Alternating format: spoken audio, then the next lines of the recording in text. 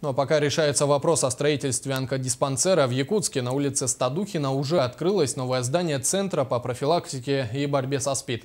Ранее медучреждение располагалось на улице Очиченко в здании, которое не отвечало необходимым требованиям. Саргалана Захарова продолжит.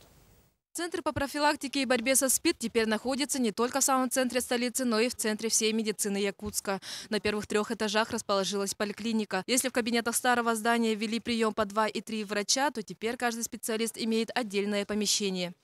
Сейчас у нас 2 кабинета. Здесь принимает 2 врача, акушер-гинеколога, и у каждого имеется свой кабинет, что позволяет все-таки более конфиденциально проводить прием пациентов. В новом здании появилась возможность ввести на нет пересечение ВИЧ-инфицированных больных с туберкулезом и людей, обратившихся в поликлинику по общим вопросам. Для них организовали отдельные входы и помещения. Кроме того, в отдельных помещениях будут принимать эмигрантов. В будущем для них построят дополнительное здание, а существующие отведут под дневной стационар.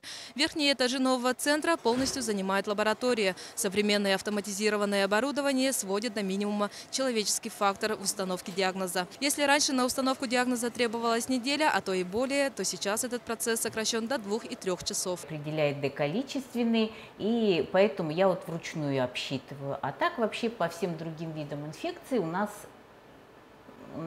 идет автоматический обсчет по программе.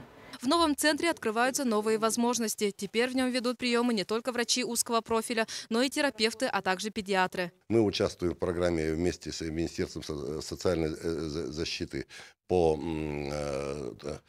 оказанию помощи детям, попавшим в трудную жизненную ситуацию. У нас выделен психолог, у нас есть педиатр, который именно с такими детьми занимается.